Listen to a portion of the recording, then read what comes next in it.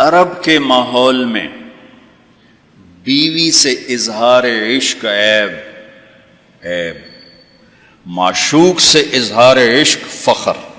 میری بات سمجھ میں آ رہی؟ بیوی سے محبت کا اظہار عیب تھا، رن مرید زن مرید، تو ہمارے ہاں بھی ہے، اور معشوق سے عشق یہ ایک فخر کی بات تھی۔ یہ چند شعر سناتا ہوں۔ هل تبکین لیلا اذا مت قبلها وقام على قبر النساء النوائح۔ لیلا کے لیے اس کا مجنون، ہم تو مجنون کہتے ہیں، اس کا نام تھا توبہ، توبہ ابن السم الخفاجی، عراق کا قبیلہ تھا۔ خفاج مکے میں آباد ہے اب بھی، نام آیا نا لیلا کا۔ کما لو اصاب الموت لیلا بکیتها وجاد لها دمع من العین صافح، لیلا کا نام آیا۔ واغبط من لیلا بما لا اناله بلا كل ما قرت به العین طائح، پھر بھی لیلا کا نام آیا۔ ولو ان لیلا الاخیلیۃ سلمت علی ودونی جندل وصفائح، لیلا کا نام آیا۔ 4 اشعار ہر بیت میں لیلا لیلا لیلا لیلا، اس کی بیوی نہیں ہے، عشق ہے، اور وہ کھلم کھلا شعر کہہ رہا ہے۔ ترکت ہوا لیلا وسعدا بمعزل وعدت الى مسحوب اول منزلی، سعدا لیلا بثینا، یہ سب سچے کردار ہیں۔ اے ساڑھے ہیر رانجے دا وارث شاہ دا دماغ الٹا ہویا ہے تو اس لکھ چھڑی، یہ کوئی کردار نہیں ہے، سسی پنو لیلا ہیر رانجا یہ سب، لیکن یہ سچے نام لیلا، سعدا، بثینا، سعاد، یہ سب صحیح کہانیاں ہیں۔ تو میں لیلا کی سنا رہا ہوں، اور اس کا عاشق کھلم کھلا کہہ رہا ہے مجھے لیلا سے عشق ہے۔ اس کے باپ نے کہا تو نے مجھے رسوا کر دیا۔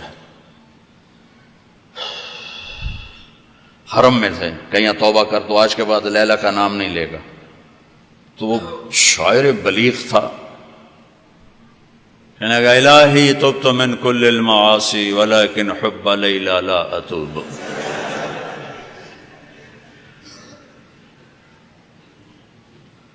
اللہم لا تسلبنی حبها ابدا ویرحم اللہ عبدا قال آمین۔ یہ 2 شعر پڑھ کے ابے کو سنا دیے کہ یا اللہ ہر گناہ سے توبہ، لیلا کی محبت سے نہیں، جو میری دعا پہ آمین کہے اس کا بھی بھلا کر دے۔ یہ میں نے آپ کو عرب کا ماحول بتایا۔ اس ماحول میں کسی کا کہنا مجھے بیوی سے پیار ہے جگر گردے کا کام۔ یہ بات سمجھ میں آ گئی؟ اب سنو، مسجد میں محفل ہے اور میرے نبی سے ایک شخص پوچھتا ہے یا رسول اللہ من احب الناس الیک، آپ کو سب سے زیادہ کس سے پیار ہے؟ اور یہ کان میں نہیں ہو رہی بات، کھلا سوال ہے، کھلی مجلس ہے، اور آپ کھل کے فرماتے ہیں عائشہ سے، عائشہ سے۔ وہ تو سائل بھی ہل گیا، سننے والے بھی ہل گئے، بھی ایک ہی بڑی۔ اس نے جلدی سے سوال بدلا، یا رسول اللہ میرا مطلب ہے کہ مردوں میں سے کون پیارا ہے؟ تو آپ نے نبض اس کی دیکھ لی، تو اب آپ نے کہنا تھا ابو بکر سے، تو آپ نے کہا عائشہ کے ابا سے، ابوہا عائشہ کے ابا سے۔ میرے بچوں، میرے محترم اساتذہ و مفتیان، یہ زندگی پڑھانے کی ہے جو ان کے کام آئے گی۔ انشاءاللہ رفع یدین کرنے والے بھی جنت میں جائیں گے، نہ کرنے والے بھی جائیں گے۔ اگر کبائر سے اجتناب ہے، محرمات سے اجتناب ہے، تو اونچی آمین کہنے والی بھی جائیں گے، پست آمین کہنے والی بھی جائیں گے۔ یہ تو مختلف ہی چیزوں میں جنت جہنم کا پھر معیار نہیں رہ جاتا، پھر اولا غیر اولا کا معیار رہ جاتا ہے۔ لیکن جو چیزیں میں آپ کو زندگی کی بتا رہا ہوں، ان پر جنت اور جہنم کے فیصلے ہونے والے ہیں۔ تو اپنے گھروں کو اگر آباد کرنا ہے تو اپنے نبی والے خوبصورت اخلاق اپناؤ، جس سے میرا گھر آباد ہوگا، آپ کے گھر آباد ہوں گے۔ ایک آیت سنا دیتا ہوں جس میں پوری زندگی موجود ہے۔ ہن لباس لکم وانتم لباس لہن، تمہاری بیوی تیرا لباس ہے۔ یہ اس سے تشبیہ ہے. آپ کا کیا خیال ہے؟ میں ابھی کپڑے بدل کر آیا ہوں، اس پر میں چائے گراؤں گا؟ خود سالن گراؤں گا؟ بلکہ وہ ضیافت جب کپڑے پہنے ہو نا دھلے ہوئے، تو ہم آستینیں چڑھا کے کھانا کھاتے ہیں کہ کہیں آستین سالن میں نہ ڈوب جائے. سامنے ہم کوئی رومال رکھتے ہیں کہ اس پر کوئی سالن کا قطرہ نہ گر جائے، کوئی چائے نہ گر جائے، کوئی داغ لگے تو فوراً دھوتے ہیں.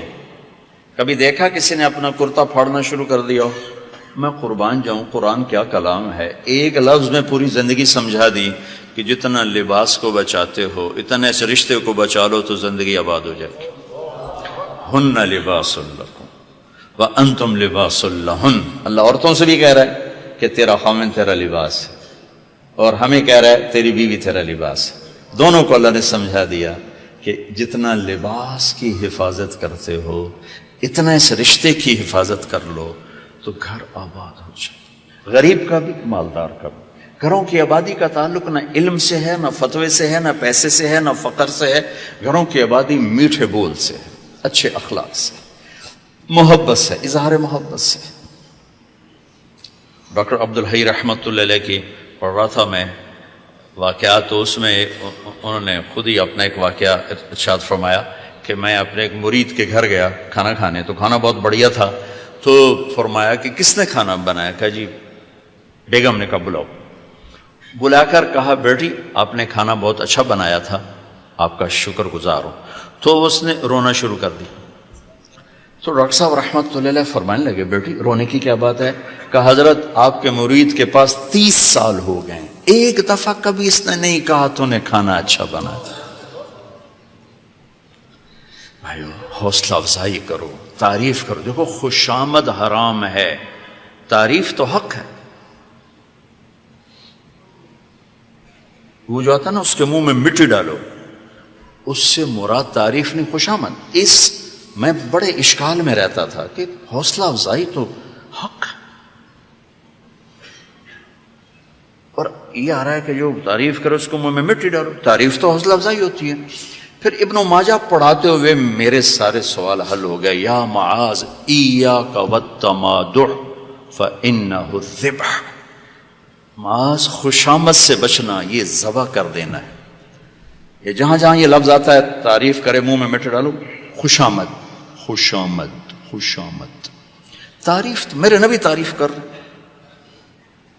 اپنے صحابہ کی کتنی تعریف فرما رہے،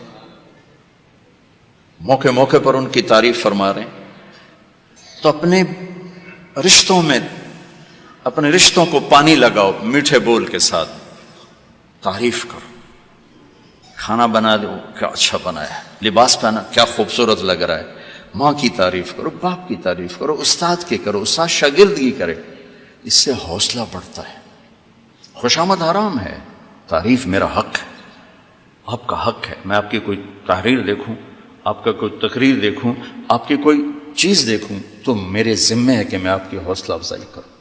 تو رشتوں کو پانی پلانے کے لیے حوصلہ افزائی، تعریف، کمیوں سے درگزر، اس سے میرے عزیزوں گھر آباد ہوتے ہیں. وہ عالم کا گھر ہو، مفتی کا گھر ہو، یا کسی ان پڑھ کا گھر ہو. گھروں کی یہ شکل و صورت 4 دن کا کھیل ہوتا ہے، پھر کشش ختم ہو جاتی ہے. لیکن حسن سلوک، حسن اخلاق ایسا حسن ہے جو ہمیشہ چڑھتے سورج کی طرح چڑھتا ہے، کبھی ڈھلتا نہیں. سورج تو نصف النہار پہ آ کر ڈھل جاتا ہے، اخلاق کا سورج موت سے بھی نہیں ڈھلتا ہے، یہ چڑھتا جاتا ہے چڑھتا جاتا ہے. تو اپنے گھروں کو آباد کریں حسن سلوک کے ساتھ، حسن اخلاق کے ساتھ.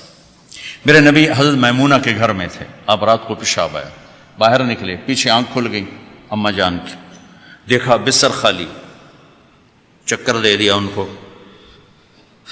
سوکن پنے نے کہنے لگی اچھا میری باری میں مجھے چھوڑ کر دوسری بیوی کے پاس چلے گئے. وہ سوکن پن کنڈی لگا دی. اللہ کے نبی آئے، دروازہ بند. آپ نے دستک دی، میمونہ دروازہ کھولو. کہا میں تو نہیں کھولتی. آپ نے کہا کیوں؟ کہا مجھے چھوڑ کے دوسری بیوی کے پاس چلے گئے. کہا اللہ کی بندی انی حاقن، حاقن کہتے ہیں زور سے پیشاب آیا. کہا مجھے پیشاب آیا تھا بڑے زور کا. کہا کوئی پیشاب نہیں، مجھے پتا ہے آپ کہاں گئے ہیں. وہ حضرت عائشہ پیشاب ہو رہا تھا. تو آپ نے کہا اب میمونہ انا رسول اللہ، میں اللہ کا رسول ہوں، صرف تیرا خاوند نہیں ہوں، میں کیسے خیانت کر سکتا ہوں؟ پھر ان کو کرنٹ لگا، ہوئی پہلے وہ سوکن پنا آئے گا تھا، سوکن، کن کسے کہتے ہیں؟ لوہے کو تیز کرتے ہوئے، دھار بناتے ہوئے جو چھوٹے چھوٹے ذرات اڑتے ہیں نا، ذرات، اس کو کن کہتے ہیں۔ آنکھ میں پڑ جائے نا تو آنکھ آدمی تڑپ جاتا ہے، تو جس کی آنکھ میں 100 ذرے پڑ جائیں اس کا کیا حال ہوگا؟ یہ ہے 100 کن، 100 کن اس سے ہے کہ آنکھوں میں 100 ذرے پڑ گئے، بشر ہے۔ تو انہوں نے کہا، آپ نے کہا میں اللہ کا رسول ہوں، میں خیانت کر سکتا ہوں؟ پھر تو جا کے نا دروازہ کھولا ڈرتے ڈرتے، تو اللہ کے نبی مسکراتے ہوئے آئے اور آ کر اپنے چارپائی پہ لیٹ، ایک لفظ نہیں، ایک لفظ۔